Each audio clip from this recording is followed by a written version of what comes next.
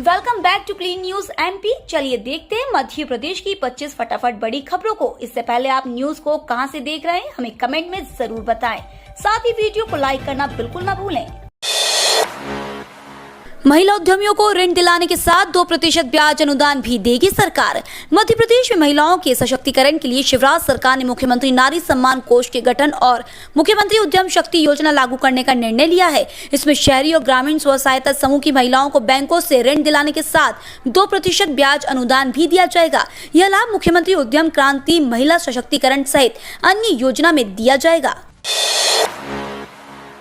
सार्वजनिक वितरण प्रणाली के वाहनों में जीपीएस ट्रैकिंग डिवाइस अनिवार्य करने की मांग पर नोटिस। मध्य प्रदेश में सार्वजनिक वितरण प्रणाली पीडीएस के वाहनों में जीपीएस ट्रैकिंग डिवाइस अनिवार्य किए जाने की मांग का मामला हाई कोर्ट पहुंच गया है। मुख्य न्यायाधीश रवि मलिमठ व न्यायमूर्ति विशाल मिश्रा की युगल पीठ ने मामले पर प्रारंभिक सुनवाई के बाद राज्य शासन, मध्य प्रदेश राज्य नागरिक आपूर्ति निगम सहित अन्य को नोटिस जारी का जवाब तलब कर लिया है। इसके लिए 4 सप्ताह का समय दिया गया है। ग्वालियर में एयरबेस को लेकर अप्रैल में बदलाव। ग्वालियर से 4 शहरों के लिए हवाई सेवाओं को बंद करने की खबर सामने आने के बाद अब एक अच्छी खबर भी मिली है। शहर से एयरबेस चलाने की जो तैयारी की जा रही है वह जल्द धरातल पर भी उतरेगी। एयरबेस को लेकर निजी विमान कंपनी इंडिगो की टीम ने सर्वे किया था, लेकिन यहाँ एप्रैल एरिया छोटा था और कुछ अहम बदलाव भी होने थे। इसी को लेकर एयरपोर्ट प्रबंधन की ओर से तैयारी चल रही थी, जिसे पूरा कर लिया गया है।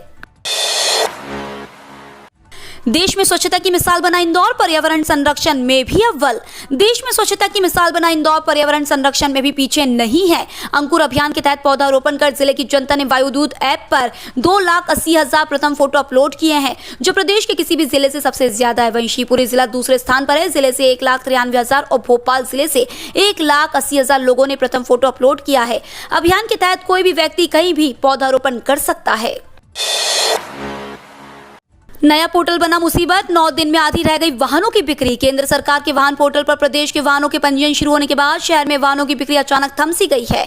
ऐसा नहीं है कि शहर में वाहनों की कमी हो गई है या डीलरों के पास स्टॉक नहीं है। बाजार में ग्राहक भी और डीलरों के पास वाहन भी, लेकिन वाहन पोर्टल पर आ रही दिक्कतों के कारण डीलर वाहन नहीं बेच पा रहे हैं। अब यह हालत है कि शहर में 1 अगस्त से पहले हर दिन औसतन 350 वाहन बिकते थे, जबकि बीते 9 दिनों में शहर में 1,503 वाहनों का ही पंजीयन हो पाया है। मध्य प्रदेश में नगर सरकारों के लिए अब बनेगा एक जैसा कानून। प्रदेश में सभी नगरीय निकायों के लिए अब एक ही कानून बनाया जाएगा। सभी नगर सरकारें इसी एक अधिनियम के तहत संचालित होंगी। अभी 16 नगर निगमों के लिए मध्य प्रदेश नगर पालिका निगम अधिनियम 1956 प्रचलित है, जबकि 98 नगर पालिकाओं एवं 294 नगर परिषदों के लिए मध्य प्रदेश नगर पालिका अधिनियम 1961 प्रचलित है। इनका अब एकीकरण कर नया एक जॉय अधिनियम बनाया जा रहा है, यानी अब सभी 408 नगरीय निकाय एक ही कानून के तहत संचालित होंगे। 15 अगस्त के बाद 3 घंटे में ही आपको मिल जाएगा परमानेंट ड्राइविंग लाइसेंस। परिवहन विभाग अब परमानेंट ड्राइविंग लाइसेंस 3 घंटे के भीतर बनाकर देने की तैयारी में है। इसके लिए आवेदकों को एक स्ट्रीम के करीब 300 रुपए ज्यादा देने होंगे। यानी यदि किसी वाहन चालक को 2 के साथ 4 पहिया वाहन का डीएल चाहिए तो उसे तय फीस के अलावा दोनों स्ट्रीम के 300 के हिसाब से 600 रुपए अतिरिक्त देना होंगे। पहले चरण में उन्हें डीएल दिए जाएंगे जिन्होंने किसी मान्यता प्राप्त ड्राइविंग स्कूल से गाड़ी चलाना सीखा है और इसका उनके पास सर्टिफिकेट है। रोटावेटर एवं अन्य कृषि मशीनों पर सब्सिडी। केंद्र सरकार कृषि क्षेत्र में आधुनिकता को बढ़ाने के लिए कृषि यंत्र सब्सिडी योजना चला रही है। इस योजना के अंतर्गत सभी कृषि कार्य जैसे जुताई, बुआई, सिंचाई, कटाई, मढ़ाई एवं भंडारण आदि में उपयोग होने वाले कृषि यंत्रों पर अनुदान देने के लिए राष्ट्रीय कृषि विकास योजना, राष्ट्रीय खाद्य सुरक्षा मिशन, कृषि मशीनीकरण पर उप मिशन, भारत में नाबार्ड ऋण आदि कई महत्वाकांक्षी योजना संचालित है। इन योजनाओं के तहत किसानों को कृषि यंत्र खरीदने पर 25 से 90% तक की सब्सिडी प्रदान कर रही है, जिससे किसान आसानी से इन कृषि यंत्रों को खरीदकर इनका उपयोग कर पाएं। केंद्र सरकार की इस योजना को सभी राज्यों की सरकारें अपने अपने स्तर पर लागू कर किसानों को इसका लाभ दे रही है। महंगी होगी हवाई यात्रा। 31 अगस्त तक हट जाएंगी घरेलू हवाई किराए पर लगी सीमाएं। बुधवार को केंद्रीय उड्डयन मंत्रालय ने घरेलू हवाई यात्रा को लेकर नया ऐलान कर दिया है। घरेलू हवाई किराए पर लगी सीमाओं को भारत सरकार ने हटाने का फैसला लिया है। बता दें, कोरोना महामारी को देखते हुए 2020 में घरेलू हवाई उड़ान के किराए पर लिमिट लगाए गए थे। 31 अगस्त 2022 से एयरफेयर कैप को हटा दिया जाएगा। मंत्रालय के इस फैसले के बाद फ्लाइट्स के टिकट भी महंगे हो सकते हैं। यूजीसी की बड़ी तैयारी, यूजी-पीजी के छात्रों को मिलेगा लाभ। यूजीसी द्वारा आर्थिक रूप से कमजोर छात्रों के लिए बड़ी तैयारी की गई है। दरअसल पंचायत घरों में अब छात्र मुफ्त में उच्च शिक्षा की पढ़ाई कर सकेंगे। इसके लिए लोक मित्र केंद्र बड़ी भूमिका निभाएंगे। दरअसल केंद्र सरकार ने ग्रामीण और दूर दराज के छात्रों को घर बैठे गुणवत्ता युक्त शिक्षा देने का निर्णय लिया है। इसके लिए यूजीसी ई रिसोर्स पोर्टल तैयार किया गया है। साथ ही लोक मित्र केंद्र में छात्रों को स्नातक के अलावा भी पीजी के 23,000 कोर्स उपलब्ध कराए जाएंगे। ट्रेनों में वरिष्ठ नागरिकों के लिए रियायत की सुविधा बहाल करने पर तुरंत विचार करे रेलवे संसदीय स्थायी समिति। भारतीय रेलवे की संसदीय स्थायी समिति ने सिफारिश की है कि ट्रेनों में टिकट के लिए वरिष्ठ नागरिकों के लिए रियायत की सुविधा बहाल करने पर रेलवे तुरंत विचार करे। समिति ने कहा है कि कम से कम स्लीपर और एसी स्लीपर श्रेणियों में तो रियायत बहाल करने पर सरकार को तुरंत फैसला करना चाहिए। बीजेपी सांसद राधा मोहन सिंह रेलवे की संसदीय स्थायी समिति की चेयरमैन है। दरअसल सरकार के इस फैसले का देश में चारों तरफ कड़ी निंदा की जा रही है, लेकिन अब रेलवे की संसदीय स्थायी समिति ने इस पर फौरन विचार करने को कहा है। रोजाना मल्टीविटामिन खाने की आदत है तो संभल जाइए। शरीर में रक्त की कमी यानी एनीमिया की स्थिति में डॉक्टर आयरन की गोली के इस्तेमाल की सलाह देते हैं। अगर आप लंबे समय से रोजाना मल्टीविटामिन का सेवन करते हैं तो जल्दी किसी चिकित्सक से सलाह लेना उचित होगा। रोजाना मल्टीविटामिन का सेवन गैर जरूरी भी हो सकता है। हार्वर्ड मेडिकल स्कूल में मेडिसिन के associate professor doctor Peter Cohen के अनुसार हमें पुख्ता प्रमाण मिले हैं कि रोजाना मल्टीविटामिन खाने का एक बड़ी आबादी को कोई फायदा नहीं होता। हालांकि इसके अपवाद भी हैं। देश के नए चीफ जस्टिस बने उदय उमेश ललित। सुप्रीम कोर्ट के सबसे वरिष्ठ जज जस्टिस उदय उमेश ललित को बुधवार को भारत का 49वां मुख्य न्यायाधीश नियुक्त किया गया। वह मौजूदा सीजेआई एनवी रमना की जगह लेंगे। भारत के मुख्य न्यायाधीश एनवी रमना ने जस्टिस उदय उमेश ललित को उनके उत्तराधिकारी के रूप में नियुक्त किए जाने पर बधाई दी। जस्टिस ललित बाहर से सीधे शीर्ष अदालत की बेंच में प्रमोट होने वाले दूसरे मुख्य न्यायाधीश बन गए हैं। 1300 से कम हुए प्रदेश में कोरोना के सक्रिय मरीज। प्रदेश में कोरोना के सक्रिय मरीजों की संख्या 1300 से नीचे आ गई है, जो कि 10 दिन पहले 1500 से ज्यादा थी।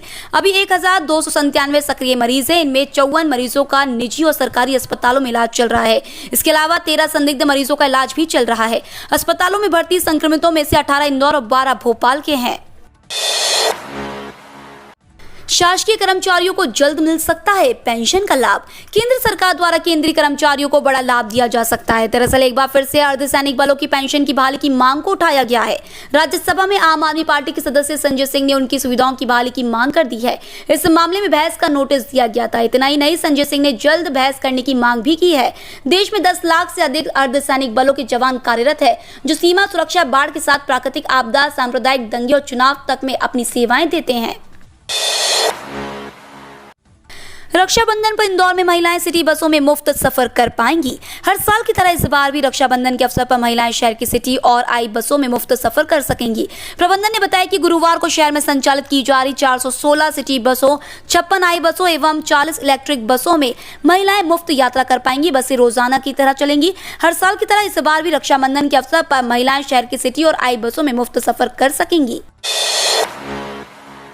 ओबीसी आयोग के अध्यक्ष के खिलाफ आई से अधिक संपत्ति मामले में होगी जांच। हाईकोर्ट के मुख्य न्यायाधीश रवि मलिमठ व न्यायमूर्ति विशाल मिश्रा की युगल पीठ ने बालाघाट लांची से समाजवादी पार्टी के पूर्व विधायक किशोर समरीते की जनहित याचिका का निर्देश के साथ पटाक्षेप कर दिया। हाईकोर्ट ने लोकायुक्त को राज्य ओबीसी आयोग के चेयरमैन और भाजपा विधायक गौरीशंकर बिसेन के खिलाफ आई से अधिक संपत्ति को लेकर लगाए गए आरोपों की विधि अनुसार जांच करने के निर्देश दिए हैं।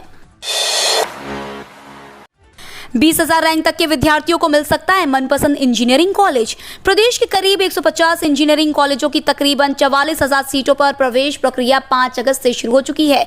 जेईई मेन के दूसरे चरण के परिणाम आने के बाद तकनीकी पाठ्यक्रमों में प्रवेश प्रक्रिया को गति मिल गई है। अब डायरेक्टरेट ऑफ टेक्निकल एजुकेशन प्रक्रिया बिना किसी परेशानी से कर सकेगा। 5 मौसम प्रणालियों का जोर। भोपाल और इंदौर में भारी वर्षा की आशंका।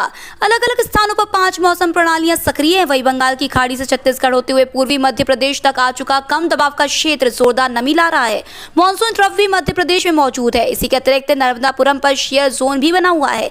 मौसम वैज्ञानिकों के मुताबिक अरब सागर एवं बंगाल की खाड़ी से लगातार आ रही नमी के कारण प्रदेश के अधिकतर जिलों में रुक रुक कर वर्षा हो रही है। सरकार की बड़ी तैयारी, अनुदान नियम में सख्ती, कार्य पूरा नहीं हुआ तो ब्याज समेत वसूली जाएगी राशि, जनता को मिलेगा लाभ। मध्य प्रदेश में एक बार फिर से शिवराज सरकार एक्शन मोड में आ गई है। दरअसल सरकार स्वयंसेवी संगठनों पर शिकंजा कसने की तैयारी में है। सरकारी अनुदान के लिए खुल रहे स्वयंसेवी संगठनों को सरकार ने अंकुश लगाने के साथ ही अब नए नियम तय कर दिए हैं, जिसके तहत यदि सरकार से जिस काम के लिए एनजीओ को अनुदान मिला है उसे उक्त कामों पर खर्च नहीं करने पर 7% ब्याज के साथ अनुदान की राशि को वापस करना होगा। अब पशुधन को मिलेगी बड़ी राहत, लंपी रोग के लिए स्वदेशी वैक्सीन हुई लॉन्च। देश में पसरे खतरनाक लंपी वायरस के बीच एक अच्छी खबर आ रही है। बता दें कि केंद्रीय कृषि एवं किसान कल्याण मंत्री नरेंद्र सिंह तोमर ने बीते दिन पशुओं को लंपी स्किन रोग से बचाव हेतु स्वदेशी वैक्सीन लॉन्च की। यह वैक्सीन राष्ट्रीय अश्व अनुसंधान केंद्र हिसार ने भारतीय पशु चिकित्सा अनुसंधान संस्थान इज्जतनगर के सहयोग से बनाई गई है। अस्पताल स्कूलों को लूट की छूट के खिलाफ युवा कांग्रेस करेगी सत्याग्रह। न्यू लाइफ स्पेशलिटी हॉस्पिटल में पिछले दिनों हुई अग्नि दुर्घटना को लेकर युवा कांग्रेस ने प्रशासन पर गंभीर आरोप लगाए हैं। उसका कहना है कि निजी अस्पतालों और स्कूलों के संचालन में कायदों को ताक पर रखकर कारोबार किया जा रहा है। प्रशासन के जिम्मेदार अंगों को सब कुछ पता है, लेकिन वो आंख मूंदे बैठा है।